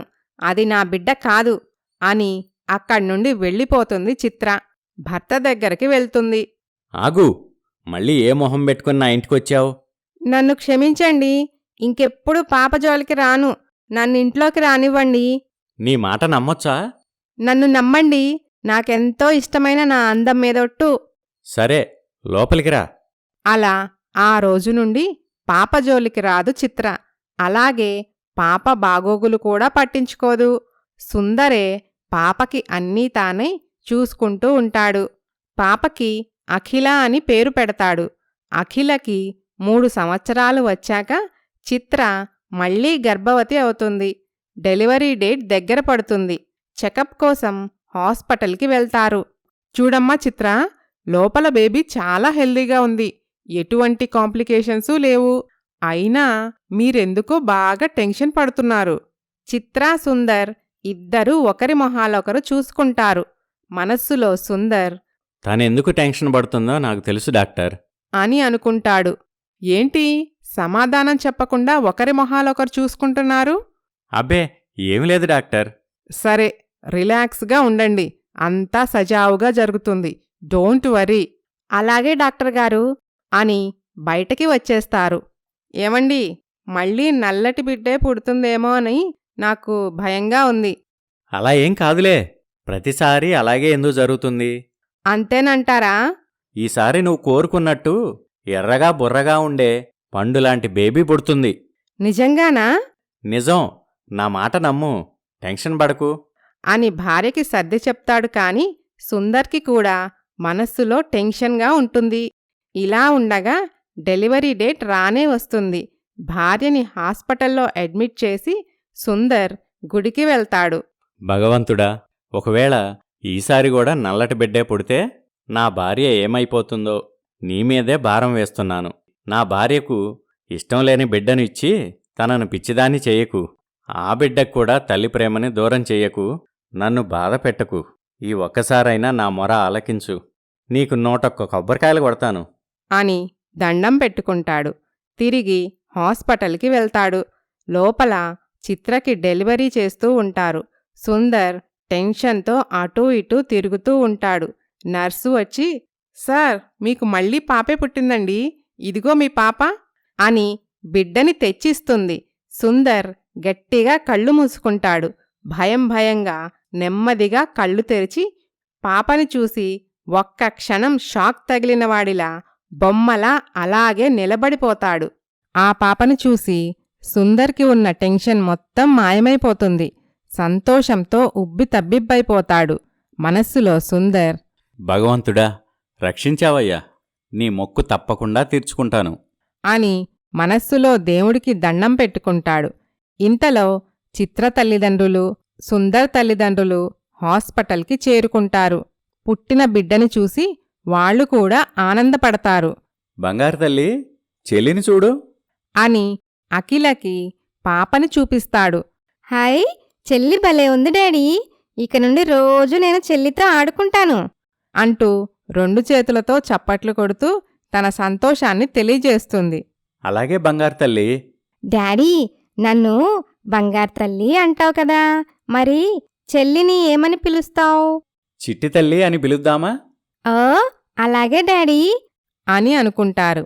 కాసేపటికి చిత్ర నెమ్మదిగా స్పృహలోకి వస్తుంది. ఈసారి ఎలాంటి బిడ్డ పుట్టిందో అని తనలో భయం మొదలవుతుంది. చిత్ర, ఆడపిల్ల పుట్టింది. ఇదిగో చూడు అని బిడ్డని భార్యకి చూపించబోగా చిత్ర గట్టిగా కళ్ళు మూసుకుంటుంది. ఆమె మనస్సులో భయం, ఆందోళన, ఆతృత అన్నీ కలగలిపి తనని ఉక్కిరిబిక్కిరి చేస్తాయి. చిత్ర, నీ కోరిక నెరవేరింది. ఒకసారి కళ్ళు తెరిచి పాపం చూడు. చిత్ర ధైర్యం తెచ్చుకొని నెమ్మదిగా కళ్ళు తెరిచి ఎర్రగా బుర్రగా పండులా ఉన్న పాపని చూసి ఒక్కసారిగా ఊపిరి పీల్చుకుంటుంది. తన మొహం ఆనందంతో వెలిగిపోతుంది. బిడ్డని చేతుల్లోకి తీసుకొని ముద్దుల వర్షం కురిపిస్తుంది. చిత్ర పాపని ముద్దాడటం చూసిన అఖిల డాడీ ఏంటి బంగారు తల్లి? మరి మమ్మీ నన్నెప్పుడూ ముద్దు పెట్టుకోలేదెందుకు డాడీ? అని అడుగుతుంది. కూతురు నుండి వచ్చిన ఈ ప్రశ్నకి ఏం సమాధానం చెప్పాలో తెలియక సుందర్ షాక్ అవుతాడు. అతని మనసు మెలిపెట్టినట్టవుతుంది. మనస్సులో సుందర్, నువ్వంటే మీ అమ్మకి ఇష్టం లేదని, నువ్వు తన రక్తం పంచుకొని పుట్టినా నిన్ను శత్రువులా చూస్తుందని నీ చిన్ని మనసుకి అర్థమయ్యేలా ఎలా చెప్పనురా తల్లి? అని ఉక్కిరిబిక్కిరవుతాడు. చెప్పు డాడీ, మమ్మీ చెల్లిలా నన్నెప్పుడూ ఎత్తుకోలేదు కదా? అని అడుగుతుంది. ఎలాగైనా కూతురి ఆలోచన డైవర్ట్ చేయాలని, బంగారు తల్లి, ఐస్ క్రీం తింటావా? ఓ తింటాను డాడీ. అయితే పద, మనం వెళ్ళి ఐస్ క్రీం తెచ్చుకుందాం అని కూతుర్ని తీసుకొని బయటికి వెళ్ళిపోతాడు. చిత్రని ఇంటికి తీసుకొస్తారు. తను కోరుకున్న బిడ్డ పుట్టటంతో చిత్ర ఈ ప్రపంచాన్ని మర్చిపోయి బిడ్డని చూసుకుంటూ ఆనందంలో తేలిపోతూ ఉంటుంది. ఇది సుందర్కి ఒక రకంగా సంతోషమే అయినా అఖిల వైపు నుండి బాధ మొదలవుతుంది. నెమ్మదిగా అఖిల ప్రశ్నలు అడగటం మొదలుపెడుతుంది. వాటికి సమాధానం చెప్పలేక సుందర్ సతమతమవుతూ ఉంటాడు. అతనికి అసలు సమస్యలు మొదలవుతాయి. బంగారు తల్లి, ఇక ఆడుకుంది చాలు, పడుకుందాందా? రోజు నీ దగ్గరే కదా డాడీ పడుకునేది. ఈ ఒక్కరోజు మమ్మీ దగ్గర పడుకుంటాను. వద్దమ్మా, మమ్మీ దగ్గర చెల్లుంది కదా, ఇద్దరు పడుకోవటం కుదరదు. చెల్లి కాస్త పెద్దయ్యాక పడుకుందిగాన్లే. Please daddy. అని అతన్ని ప్రతిమిలాడుతుంది. సుందర్ మనస్సులో దేవుడా, ఈ చిన్న మనసుకి ఎంత కష్టం పెట్టావయ్యా అని తల్లడిల్లిపోతాడు. డాడీ, ఎందుకు డాడీ ఏడుస్తున్నావ్? నేను మమ్మీ దగ్గర పడుకుంటాను అన్నాననా? అవును మరి. అని అలకమొహం పెడతాడు. సరే సరే, ఏడవకు డాడీ, నేను నీ దగ్గరే పడుకుంటానులే. పద వెళ్ళి పడుకుందాం. మా మంచి బంగారు తల్లి అని అనుకుంటారు. అఖిలని స్కూల్లో జాయిన్ చేస్తాడు. రోజూ కూతుర్ని రెడీ చేసి స్కూల్లో వదిలి సుందర్ ఆఫీస్కి వెళ్ళిపోతాడు. స్కూల్లో అఖిల ఫ్రెండ్, ఏ అఖిల, నీకన్నం తినిపించటానికి మీ మమ్మీ ఎప్పుడూ స్కూల్కి రాదెందుకు? ఎందుకంటే మా ఇంట్లో నాకు చిట్టి చెల్లి ఉంది కదా, మా మమ్మీ చెల్లిని చూసుకోవాలి, అందుకే రాదు. అబ్బా, అదేమి కాదు, నువ్వు అబద్ధం చెప్తున్నావు. మీ మమ్మీకి నువ్వంటే ఇష్టం లేదట, అందుకే రాదట. ఆ మాటకి అఖిలకి ఏడుపు తన్నుకొస్తుంది. భోరున ఏడుస్తుంది. ఆఫీసులో సుందర్ కొలీగ్, ఏంట్రా సుందర్, ఈ మధ్య డల్లుగా కనిపిస్తున్నావు? నీ భార్య కోరుకున్నట్టే అందమైన పాప పుట్టింది కదా. అది కాదురా, నా తలరాత ఏంటో గాని ఒక సమస్య పోయిందనుకునేలోపు మరో సమస్య వచ్చి పడుతుంది. మళ్ళీ ఏంటి సమస్య? ఇప్పుడు సమస్య నా భార్య వలన కాదురా, నా కూతురు అఖిల వల్ల. రేయ్, అంత చిన్న పాపతో సమస్యలేముంటాయిరా? చాలా ఉంటాయిరా అని విషయం వివరిస్తాడు. నిజంగా ఇది పెద్ద సమస్యరా. ఏ తండ్రికి ఇలాంటి కష్టం రాకూడదు. ఆ కష్టం తండ్రికి వచ్చినా పర్వాలేదురా, కాని కూతురికి రాకూడదు. ఆ చిన్న మనసు తట్టుకోలేదు అని కన్నీళ్లు పెట్టుకుంటాడు సుందర్. ఊరుకోరా, ఒక్కసారి నీ భార్యను కూర్చోబెట్టి మాట్లాడు. ప్రాబ్లం సాల్వ్ అయ్యే అవకాశం ఉంటుందేమో. ట్రై చేస్తాన్రా అని అంటాడు సుందర్. ఇంటికి వెళ్ళిన తర్వాత అతని భార్యతో, చిత్రా, ఏంటండి? పాపం అఖిల అమ్మ ప్రేమ కోసం అల్లాడిపోతుంది. నీ మనసు మార్చుకో చిత్రా. అఖిలని కూడా దగ్గరకు తీసుకో ప్లీజ్ చిత్రా. చూడండి, నా గురించి మీకు బాగా తెలిసి కూడా మళ్ళీ మళ్ళీ ఇలాగే అడిగి నన్ను ఇబ్బంది పెట్టకండి. అఖిల కూడా నీ పేగు తెంచుకుని పుట్టిన నీ కూతురే కదా. ఆ విషయం నీకెందుకు అర్థం కావట్లేదు? తనకి తల్లి ప్రేమ పంచడం నీ బాధ్యత. నేను కూడా చాలాసార్లు మీకు దీని గురించి వివరంగా చెప్పాను, అయినా వాదిస్తారేంటి? అది కాదు చిత్రా, అఖిల అడిగే ప్రశ్నలకి నేను సమాధానం చెప్పలేకపోతున్నాను. అందుకే అది పుట్టినప్పుడే ఎక్కడైనా వదిలేయమని మీకు చెప్పాను, విన్నారా? పైగా ఇప్పుడు నన్నంటున్నారు. నువ్వు చెప్పినంత ఈజీ కాదు చిత్రా వదిలేయటం. తను మన బిడ్డ. అయితే మీ బాధలేవో మీరే పడండి, నాకనవసరం. నా బాధలు నాకు సమస్య కాదు చిత్రా. అఖిల బాధే నాకు పెద్ద సమస్య. ఇంత చిన్న వయసులో తన మనసులో సమాధానం తెలియని పెద్ద పెద్ద ప్రశ్నలు మోస్తుంది. దాని గురించి అసలు నా దగ్గర మాట్లాడకండి. నీది మరీ ఇంత కఠినమైన మనసేంది చిత్ర? కాస్త కూడా జాలి దయా కరుణ లేవా నీకు? బండరాయి కూడా కరుగుతుందంటారు, కాని నీ మనసు మాత్రం కరగటం లేదు. మీరు నన్ను ఎన్నైనా తిట్టండి కాని తన పట్ల నా మనసు మారదు. తననసలు నా గదివైపే రానివ్వొద్దు అని కఠినంగా సమాధానం చెప్తుంది చిత్ర. ఓ రోజు అఖిల చిత్ర గదికి వెళ్తుంది. చెల్లీ చెల్లీ చిట్టి చెల్లీ అంటూ బిడ్డని పట్టుకోబోతుండగా చిత్ర అఖిలని పక్కకి నెడుతుంది. ఏయ్, చెల్లి లేదు గిల్లి లేదు, నా కూతుర్ని ముట్టుకోకు. అసలు నువ్వు నా గదికెందుకొచ్చావు? పో బయటికి. మమ్మీ అది నన్ను మమ్మీ అని పిలిచావంటే వీపు పగలగొడతాను, జాగ్రత్త. నీ మొహం చూస్తేనే నాకు కంపరం వేస్తుంది. పో బయటికి అని తనని బయటికి నెట్టి తలుపు వేస్తుంది. అఖిల ఏడుస్తూ హాల్లో కూర్చుండిపోతుంది. నెమ్మదిగా తన అమ్మకి తనంటే ఇష్టం లేదని అఖిలకి అర్థమవటం మొదలవుతుంది. అఖిల వాళ్ళకి దూరంగా ఉండటం మొదలుపెడుతుంది. ఓ రోజు అఖిల ఆమె తండ్రితో, డాడీ మమ్మీకి నేనంటే ఇష్టం లేదు కదా. సుందర్కి గుండెలు పిండేసినట్టవుతాయి. అతని పరిస్థితి హృదయ విదారకంగా ఉంటుంది. ఎందుకు డాడీ, నేను మమ్మీ కూతుర్ని కాదా? అదేం కాదమ్మా. రోజూ స్కూల్ లంచ్ బ్రేక్లో మా ఫ్రెండ్స్ వాళ్ళ మమ్మీలు వచ్చి వాళ్ళకి అన్నం తినిపిస్తారు. కానీ మమ్మీ ఒక్కసారి కూడా రాలేదు. ఇంట్లో కూడా ఎప్పుడూ నాకు అన్నం తినిపించలేదు. అది కాదు బంగారు తల్లి, నీ ప్రశ్నలకు ఇప్పుడు సమాధానం చెప్పినా అర్థం చేసుకునే వయసు కాదురా నీది. అయినా మమ్మీ లేకపోతేనేం, నీకు ఈ డాడీ ఉన్నాడు కదా. నీకు నేనంటే నిజంగా ఇష్టమా డాడీ? అంతకంటే ఎక్కువ. నువ్వు నా ప్రాణంరా బంగారు తల్లి అని కూతుర్ని గుండెలకి హత్తుకుంటాడు సుందర్. అఖిల కూడా తండ్రి చుట్టూ మెలవేసుకుంటుంది. అలా రోజులు గడిచిపోతాయి. పిల్లలిద్దరూ పెరిగి పెద్దవుతారు. 20-23 సంవత్సరాల వాళ్ళవుతారు. అఖిల పట్ల చిత్ర అసహ్యం కూడా పిల్లల వయసుతో పాటే పెరుగుతూ వస్తుంది.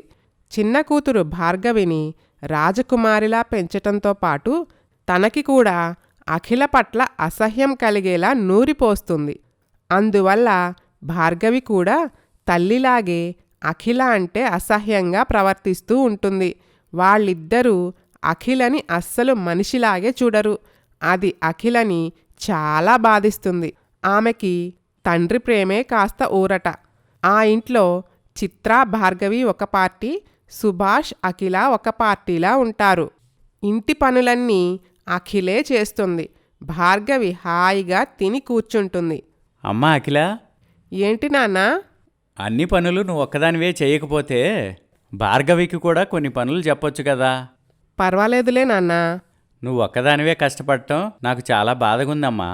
నా మనసుకు కలిగే కష్టం కంటే శరీరానికి కలిగే కష్టం పెద్ద లెక్కలేదులే నాన్నా. అప్పుడే అక్కడికి వస్తుంది భార్గవి. ఒసే దేబ్రాసి మొహమా, ఆకలవుతుంది. ఎంతసేపే? ఇదిగో 5 నిమిషాలు అయిపోయింది భార్గవి. భార్గవి, నీకెన్నిసార్లు చెప్పాను అక్కను అలా పిలవద్దని? ఛీ, ఇది నాకు అక్క కాదు. అంటే నీకు మీ అమ్మకి వండి పెట్టడానికి మాత్రం అక్క కావాలి, కానీ తనకి మీకు మాత్రం ఎలాంటి సంబంధం ఉండదు. అంత పట్టింపే ఉండవాళ్ళు నా కూతురు చేసిన వంటలు ఎందుకు తింటున్నారు? అంటే ఏంటి నాన్నా, నేను మీ కూతుర్ని కాదా? నువ్వు మీ అమ్మ కూతురువి. నా కూతురువైతే నేను చెప్పినట్టు వింటావు కదా. అబ్బో, మీ వంటలేమీ మాకక్కర్లేదులే అని వెళ్ళిపోతుంది భార్గవి. వదిలేయండి నాన్న, మీకు ఆఫీస్కి టైం అవుతుంది కదా, టిఫిన్ వడ్డించమంటారా? వడ్డించమ్మా అని సుందర్ టిఫిన్ చేసి ఆఫీస్కి వెళ్ళిపోతాడు. ఇంట్లో ఉంటే తల్లి చెల్లి తనని మానసికంగా బాధపెడుతూ ఏడిపిస్తూ ఉంటారని అఖిల ఉదయం నుండి సాయంత్రం వరకు ఓ స్కూల్లో టీచర్గా పనిచేస్తూ ఉంటుంది. ఓ రోజు చిత్ర పెళ్ళిళ్ళ పేరయ్య దగ్గరికి వెళ్తుంది. నమస్కారం పేరయ్య గారు. నమస్కారం అమ్మా. ఏంటి ఇలా వచ్చారు? మా అమ్మాయికి పెళ్లి సంబంధం చూడాలి. దానికేం భాగ్యం, అలానే చూద్దాం. మీ పెద్దమ్మాయి అఖిల ఫోటో ఇచ్చేళ్ళండి. నేను సంబంధం చూడమని అడుగుతుంది దానికి కాదు, నా ముద్దుల కూతురు భార్గవికి. అదేంటమ్మా పెద్దమ్మాయి పెళ్లి చేయకుండా చిన్నమ్మాయికి పెళ్లి చేయటం ఏంటి? అలా చేస్తే భవిష్యత్తులో పెద్దమ్మాయికి పెళ్లి కావటం చాలా కష్టమవుతుంది. అదెలా పోతే నాకేంటి? నాకు కావాల్సింది నా చిన్న కూతురు సంతోషం. మీరు నా కూతురికి సంబంధం చూస్తారా లేదా? సరేనమ్మా, మీ చిన్నమ్మాయి ఫోటో ఇచ్చి వెళ్ళండి. అలాగే అని చిత్ర భార్గవి ఫోటో ఇచ్చి వెళ్తుంది. ఆఫీస్లో సుందర్ కొలీగ్, ఏంట్రా ఈ మధ్య మరీ ఎక్కువ డల్గా కనపడుతున్నావు? అదేరా, రోజురోజుకి నా భార్య చిన్న కూతురు ఇద్దరూ కలిసి నా పెద్ద కూతుర్ని ఓ పురుగులా చూస్తున్నారు. తనని మానసికంగా చాలా బాధ పెడుతున్నారు. అలాగా నీ భార్య ఒకటే కాకుండా చిన్న కూతురుకు కూడా అఖిలపై అసహ్యం కలిగేలా పెంచటం నిజంగా బాధాకరమేరా. అవునవును, అదే తట్టుకోలేకపోతున్నాను. ఏ ఆడపిల్లకైనా పుట్టిల్లు ఒక వరం, కానీ నా కూతురికి మాత్రం శాపం అయిపోయింది. అఖిలని ఈ బాధ నుంచి బయటపడేయాలంటే ఒకటే మార్గం, తనకి త్వరగా పెళ్లి చేయటమే. ఆ ఆలోచన నాకు కూడా ఉందిరా. మంచి సంబంధం కోసం చాలా రోజులుగా చూస్తున్నాను. అవునా, నాకు తెలిసిన పెళ్ళిళ్ళ పేరై ఉన్నాడు. వెళ్ళి అతన్ని కలుద్దాం. వాళ్ళ దగ్గర బోలెడన్ని సంబంధాలుంటాయి. వద్దురా, వాళ్ళు కమిషన్ కోసం ప్రతి సంబంధం మంచి సంబంధమే అని చెప్తారు. అందుకే తెలిసిన వాళ్ళ ద్వారా సంబంధం చూడాలనుకుంటున్నా. అలా ఏం ఉండదురా, ఈ మధ్య చాలామంది ఇలానే పెళ్ళిళ్ళు చేసుకుంటున్నారు. అందరి పరిస్థితి వేరు, నా కూతురు పరిస్థితి వేరు. నా కూతురికి పుట్టింట్లో దొరకని ప్రేమ, ఆప్యాయత, అనురాగం, ఆనందం అత్తారింట్లో అయినా దొరకాలని నేను ఆశపడుతున్నాను. అందుకే తన విషయంలో రిస్క్ చేయలేను. నువ్వు చెప్పింది కూడా నిజమేలే. నేను కూడా నాకు తెలిసిన వాళ్ళ ద్వారా మంచి సంబంధం వెతుకుతాను అని అనుకుంటారు. ఓ రోజు సుందర్ ఆఫీస్ నుండి వస్తూ ఉంటాడు.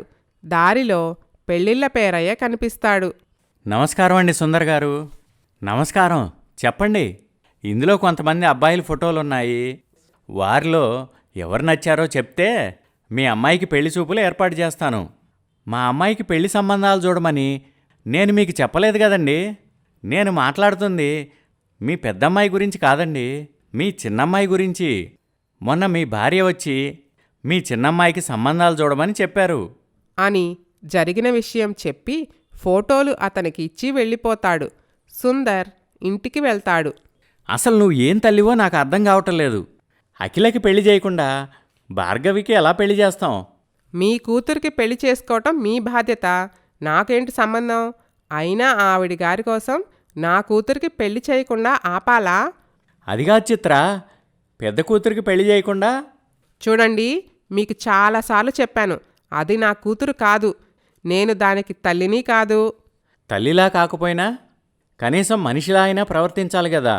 అది కూడా నీలో కరువైపోతుంది. దాని విషయంలో నాతో వాదించకండి. మీకు నోరు నొప్పి, నాకు తలనొప్పి తప్ప ఎటువంటి ప్రయోజనం ఉండదు అని విసురుగా లోపలికి వెళ్ళిపోతుంది చిత్ర.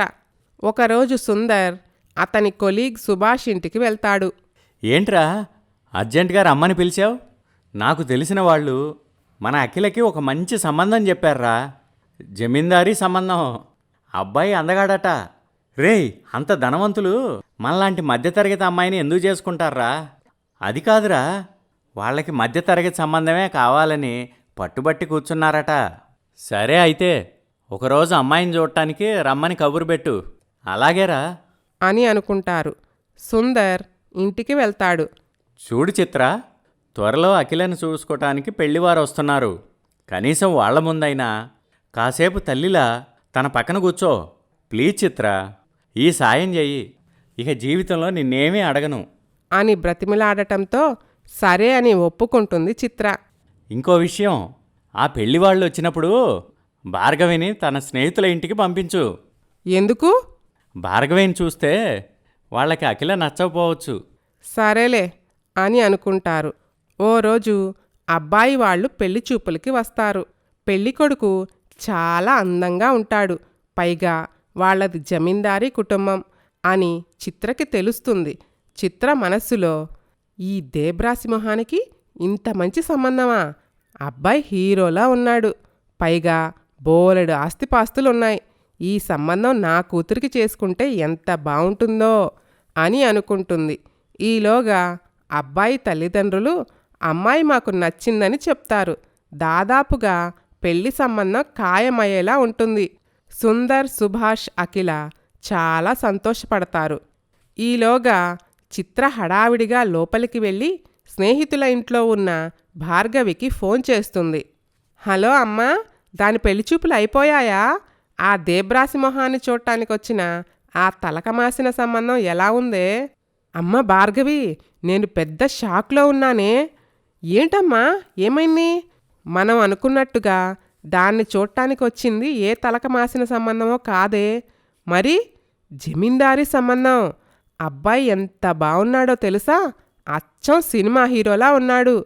అవునా అమ్మా? అవునే, పైగా వాళ్ళకి లెక్కలేనన్ని ఆస్తులున్నాయట. అలాగా?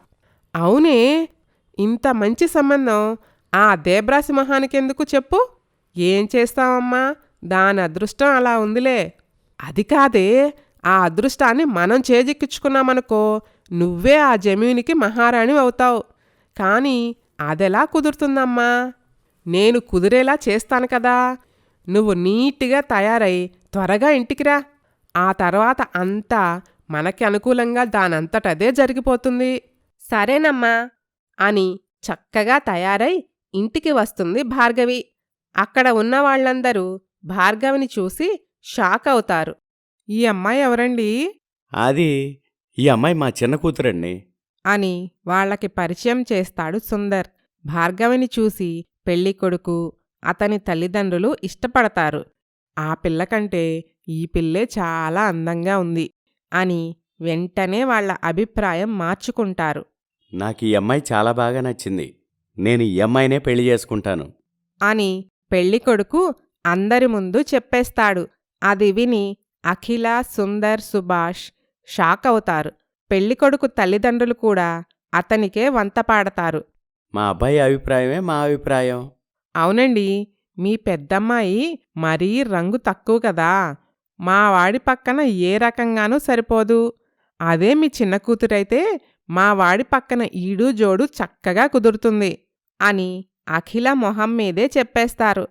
అది విని చిత్ర, భార్గవి తెగ సంతోషపడిపోతారు. వాళ్ల ప్లాన్ సక్సెస్ అయిందని తెగ మురిసిపోతారు. చూడండి, మాకు ఆ అమ్మాయి వద్దు, ఈ అమ్మాయే కావాలి. మీ నిర్ణయమేంటో త్వరగా కబురు చేయండి అని వాళ్ళు వెళ్ళిపోతారు. అఖిల కళ్ళ వెంట కన్నీళ్లు బడబడా కారిపోతాయి. అక్కడ ఉండలేక పరుగు పరుగున గదిలోకి వెళ్ళి తలుపు వేసుకుంటుంది. కూతురు ఏమైనా చేసుకుంటుందేమో అని గబగబా తన గదికి పరిగెడతాడు సుందర్. అమ్మా అఖిల, నా తల్లి, తలుపు తీయమ్మా. నువ్వు లేకపోతే ఈ నాన్న బతకలేడమ్మా అని కన్నీళ్లు పెట్టుకుంటాడు సుందర్. కొద్దిసేపటి తర్వాత అఖిల తలుపు తీస్తుంది. ఊరుకో నాన్నా, నేనేమైనా చేసుకుంటానేమోనని భయపడ్డావా? అవును తల్లి. అంత పెరికిదాన్ని కాదులే నాన్నా. ఏదో మనసుకి బాధ కలిగి ఒంటరిగా కూర్చొని కాసేపు ఏడ్చాను అంతే. బాధపడకమ్మా, నీకింతకన్నా మంచి సంబంధం తెస్తాను. ఈ సంబంధం నాకు తప్పిపోయిందని నువ్వు కూడా బాధపడకు నాన్నా. నాకు మంచే జరిగింది. కూతురు అలా మాట్లాడేసరికి అయోమయంగా చూస్తూ సుందర్, ఇది మంచి ఎలా అవుతుందమ్మా? సాటి మనిషి మనసును పట్టించుకోకుండా శరీర అందానికి విలువ ఇచ్చే ఆ మనిషి నాక్కూడా అవసరం లేదు నాన్నా. శభాషమ్మా అఖిల, బాగా ఆలోచించావు. నువ్వు చెప్పింది కరెక్టు. ఈరోజు కాకపోయినా రేపు పెళ్ళయ్యాకైనా భార్గవి గురించి వాళ్ళకి తెలుస్తుంది. అప్పుడు అతని మనసు మారితే ఇంకా ఇబ్బంది పడేదాన్ని కదా నాన్నా. ఏమోనమ్మా, నువ్వు ఎలా ఆలోచించినా నాకు కావలసింది మాత్రం నీ సంతోషం రా తల్లి. నన్ను క్షమించరా సుందర్, వాళ్ళిలా చేస్తారనుకోలేదు. ఇందులో నీ తప్పేముందిలేరా. నాన్నా, నాకు అందగాడు అవసరం లేదు, డబ్బున్నవాడు అంతకన్నా అవసరం లేదు. నన్ను, నా మనసుని అర్థం చేసుకునే మంచి మనసున్నవాణ్ణి చూడండి. అతనికి చదువు లేకపోయినా ఆస్తిపాస్తులు లేకపోయినా పర్వాలేదు అలాగేనమ్మా అని అనుకుంటారు. చిత్ర పట్టుబట్టి మరీ భార్గవికి ఆ జమీందారీ సంబంధం ఖాయం చేస్తుంది. సుందర్కి ఇష్టం లేకపోయినా తండ్రిగా తన బాధ్యత నిర్వర్తిస్తాడు. వాళ్ల పెళ్లి జరిపిస్తాడు. భార్గవి, చిత్ర మొహాలు ఆనందంతో వెలిగిపోతాయి. ఓ రోజు అఖిల స్నేహితురాలు ఆమెని కలవటానికి వస్తుంది. అఖిల పరధ్యానంగా ఏదో ఆలోచిస్తూ ఉంటుంది. ఏంటఖిల, అలా పరధ్యానంగా ఉన్నావు? ఏం ఆలోచిస్తున్నావు? అబ్బే ఏం లేదే. ఏదో ఉందిలే, చెప్పు. ఎవరా అబ్బాయి? అవును మరి, ఇప్పుడు నా మొహానికి అదొక్కటే తక్కువ. వచ్చిన సంబంధాలే వెనక్కిపోతుంటేను. అదేంటే అలానేశావు? అవునే, ఈ మొహాన్ని ఎవరు చూస్తారు చెప్పు? నీ మొహానికేంటే, లక్ష్మీ కళ ఉట్టి పడుతుంటేను. ఆపవే నీ జోకులు. నా మొహం కళగా ఉండటమేంటి, నల్లగా ఉంటేను. ఎర్రగా ఉంటేనే అందంగా ఉన్నట్టు కాదే, కాస్త రంగు తక్కువనే కాని నీ మొహం ఎంతో కళగా ఉంటుంది. నీలాంటి మొహం అందరికీ ఉండదు. నిజంగానా? ప్రామిసే, నేను అబద్ధం చెప్పటం లేదు. మరి మా అమ్మ చెల్లి ఎందుకే నీలా ఆలోచించటం లేదు అని బాధపడుతుంది అఖిల. వదిలేవే, నీ విలువ వాళ్ళకి తెలీదు. కొందరికి తోలు అందంగా ఉంటుంది కాని మంచి మనసు ఉండదు. కొందరికి మంచి మనసు ఉంటుంది కాని తోలు అందంగా ఉండదు. కానీ నీకు రెండూ ఉన్నాయి. అదే నీ స్పెషల్. నువ్వు చెప్తుంటే నాకు కూడా జీవితం మీద ఆశ కలుగుతుందే. నా మీద నాకు ఇష్టం కలుగుతుంది. మా నాన్న కూడా ఇలాగే అంటుంటాడు. ఇప్పుడు చెప్తున్నా గుర్తుపెట్టుకోవే, నీకు మంచి భర్త వస్తాడు. నీ జీవితం నువ్వు ఊహించినంత సంతోషంగా ఉంటుంది. చూస్తూ ఉండు అని అనుకుంటారు. ఒకరోజు పనిమీద వేరే ఊరు వెళ్ళి వస్తున్న సుందర్కి బస్టాప్లో అతని చిన్ననాటి స్నేహితుడు వాసు కలుస్తాడు. రే సుందర్, ఎన్నాళ్ళకు కలిశావురా? ఎలా ఉన్నావురా? నేను బానే ఉన్నాన్రా. నువ్వెలా ఉన్నావు? ఏం చేస్తున్నావు?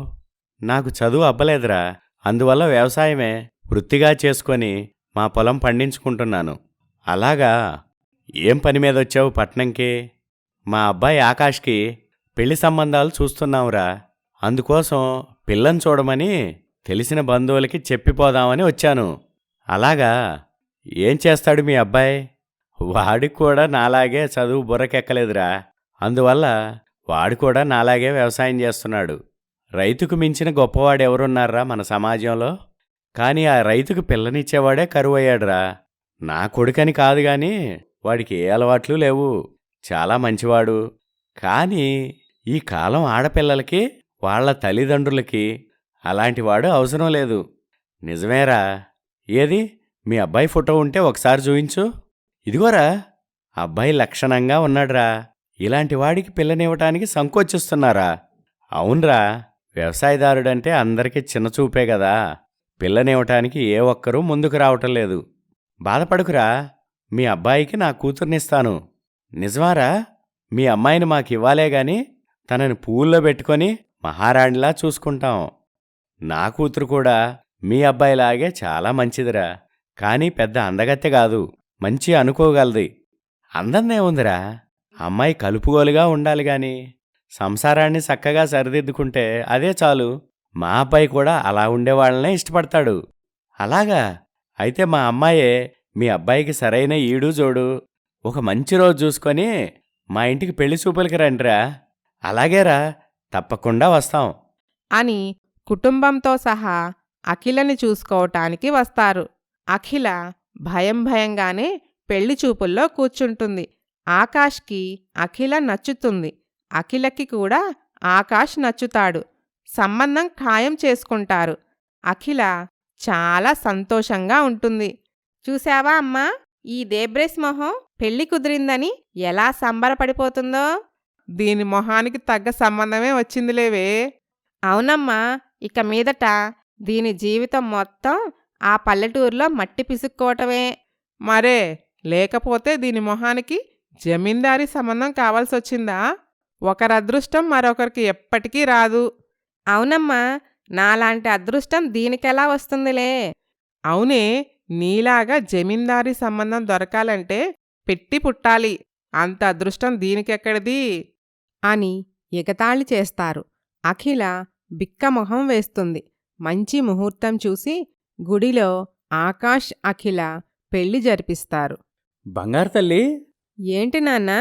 ఈ పెళ్లితో నువ్వు ఓ కొత్త జీవితంలోకి అడుగు పెడుతున్నావు. ఇక మీదటైనా నువ్వు సంతోషంగా ఉండాలి తల్లి. అలాగే నాన్న, మీరు కూడా టైంకి మర్చిపోకుండా మందులు వేసుకోండి.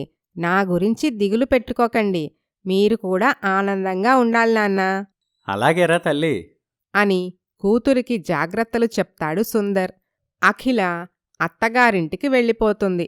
భార్గవి కూడా తన అత్తగారింటికి వెళ్తుంది. అఖిల, ఆకాష్ ఏకాంతంగా మాట్లాడుకుంటూ ఉంటారు. ఏమండి, నేను పెద్దగా అందంగా లేకపోయినా నన్ను పెళ్లి చేసుకున్నారు. నాకు జీవితాన్నిచ్చారు. చాలా థ్యాంక్స్ అండి. నిజానికి నేనే నీకు థ్యాంక్స్ చెప్పాలి అఖిల. ఎన్నో సంబంధాలు చూశాం, కానీ నేను వ్యవసాయం చేస్తానని నన్ను పెళ్లి చేసుకోవడానికి ఎవ్వరూ ముందుకు రాలేదు. కానీ నువ్వు నన్ను ఇష్టపడి పెళ్లి చేసుకున్నావు. నాకు నీ మీద ప్రేమతో పాటు గౌరవం కూడా పెరిగింది. అని అనుకుంటారు. అఖిల ఉదయాన్నే నిద్రలేచి ఇంట్లో పనంతా చేస్తుంది. తనకు అత్తారిల్లు దొరికేసరికి ఎంతో సంతోషంగా ఆ ఇంట్లో తిరుగుతూ పని చేసుకుంటూ ఉంటుంది. అత్తగారు భూలక్ష్మి నిద్రలేచేసరికి ఇల్లంతా శుభ్రంగా ఉండటం చూసి చాలా సంతోషపడుతుంది. ఏమే, చూశావా మన కోడలు ఎంత పనిమంతురాలో? అవునయ్యా, మన కోడలు ఇకపై నాకు ఇంటి చాకిరీ తగ్గించింది. ఈ కాలంలో చాలామంది కోడళ్ళు ఎలా ఉన్నారంటే పుట్టింట్లో పని నేర్చుకోరు. అత్తారింటికొచ్చాక అత్తగారు నానా ఇబ్బందులు పడుతూ వాళ్లకి పని నేర్పించాల్సొస్తుంది. నాకైతే ఆ బాధ తప్పించింది మన కోడలు. అప్పుడే అఖిల కాఫీ తీసుకొచ్చి అత్తగారికి, మామగారికి ఇస్తుంది. ఏంటమ్మా కోడలా, వంటగదిలో నుంచి వాసన గుమగుమా వస్తుంది.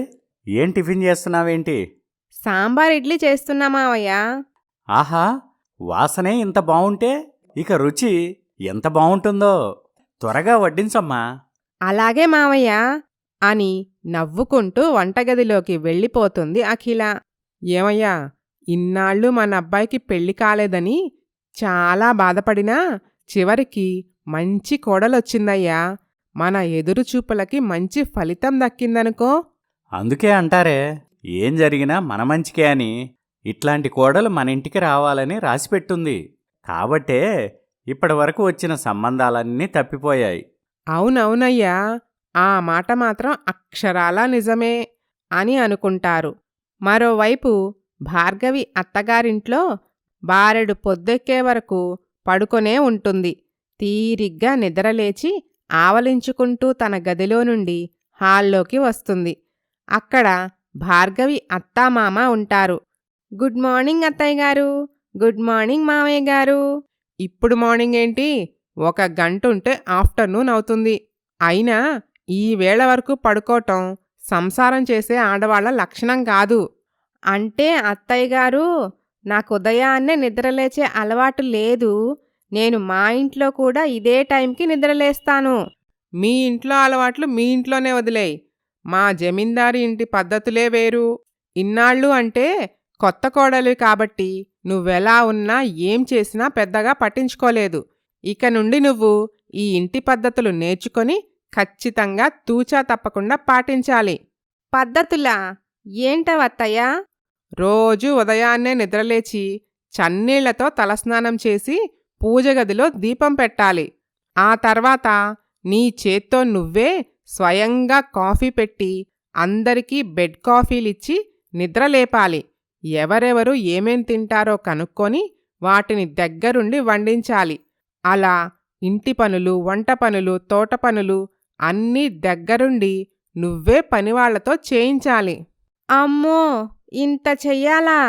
ఇందులో ఏముంది?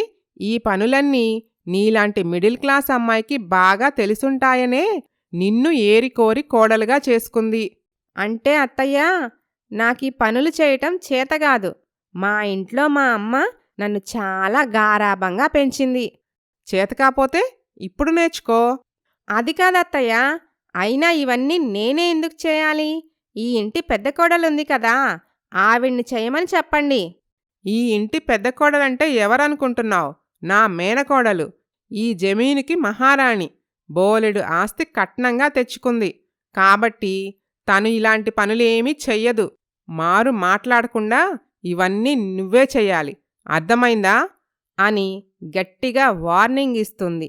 భార్గవి బిక్కమొహం వేస్తుంది. మరోవైపు సుందర్ కూతుళ్ళ పెళ్ళిళ్ళు జరిపించి బాధ్యతలు తీరిపోవటంతో ఆనందంగా ఊర్లో తిరుగుతూ ఉంటాడు. ఏంట్రా సుందర్, చాలా ఆనందంగా కనపడుతున్నావు? అవునరా, ఇప్పుడు నా బాధ్యతలన్నీ తీరిపోయాయి కదా, ఇక నాకు సంతోషం గాక ఏముంది? నిజమేలే సుందర్, ఇలారా, అక్కడ కూర్చొని కబుర్లు చెప్పుకుందాం అని స్నేహితులిద్దరూ ఆ కబురు ఈ కబురు చెప్పుకుంటూ ఉంటారు.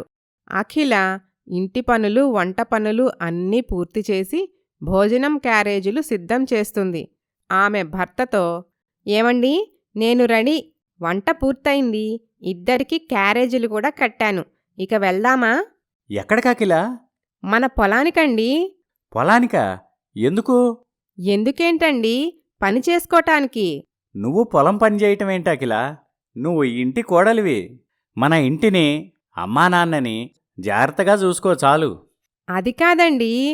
చూడకిలా, మనకి చాలామంది కూలీలున్నారు, వాళ్లకు పని పురమాయించి వస్తాను, నువ్వు హాయిగా విశ్రాంతి తీసుకో. అవునమ్మా కోడలా, ఉదయం నుండి వద్దన్నా వినకుండా ఆ పని ఈ పని అని బోలెడు పని చేశావు. కాసేపు టీవీ చూద్దాంరా. ఇంతకీ నువ్వు ఏ సీరియల్ చూస్తావు? సరే అమ్మా, మీరు టీవీ చూస్తూ ఉండండి, నేను పొలం వెళ్ళొస్తాను. సరేరా, కూలీలకి పని పురమాయించి త్వరగా వచ్చేయ్ అలాగేనమ్మా అని ఆకాష్ వెళ్ళిపోతాడు. అలా అత్త మామ భర్త అఖిలని చాలా బాగా చూసుకుంటూ ఉంటారు. ఓ రోజు అర్ధరాత్రి భార్గవి భర్త బాగా తాగి ఇంటికి వస్తాడు. ఒసే బారు, ఎక్కడున్నావే? బాగా ఆకలేస్తుంది, అన్నం పెట్టు. ఏంటండి ఇది, మీకు తాగుడలవాటుందా? ఆ, అవును, లేకపోతే ఆశ్చర్యపోవాలి గాని ఉంటే ఆశ్చర్యమెందుకు? నాకు తాగేవాళ్లంటే అస్సలు ఇష్టముండదు, వెంటనే మానేయండి. నీకిష్టం లేకపోతే నువ్వు తాగబాకు, నేనెందుకు మానేయటం? అయినా ఒక్క తాగుడికే ఇలా అంటే నాకున్న మిగతా అలవాట్ల గురించి తెలిస్తే ఏమైపోతావో. మిగతా అలవాట్లా? ఏంటవి? ఒకటా రెండా చెప్పటానికి బోలెడున్నాయిలే. అయినా వచ్చినప్పటినుండి చూస్తున్నాను, మీరు ఖాళీగా తిరుగుతున్నారు తప్ప ఏ పని చెయ్యటం లేదే. పనా?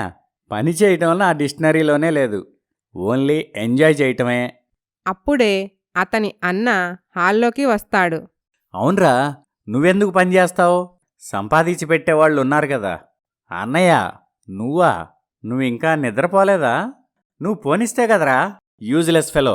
ఏంట్రా ఈ గోల? నువ్వెన్ని తిట్టినా పడతాను గాని ఒక 1000 ఉంటే ఇవ్వన్నయ్యా, ప్లీజ్ అన్నయ్యా. చిచి, ఎప్పుడూ డబ్బు డబ్బు, ₹1 సంపాదించడం రాదు? ఇన్నాళ్ళంటే ఒంటరివాడివి, ఇప్పుడు నీకు పెళ్ళయింది, ఇకనైనా బాధ్యత తెలుసుకోవా? అన్నయ్య, గోల పెట్టకు, తాగింది మొత్తం దిగిపోతుంది. చిచి, సిగ్గులేని జన్మ, సిగ్గులేని జన్మ అని తిట్టుకుంటూ లోపలికి వెళ్ళిపోతాడు.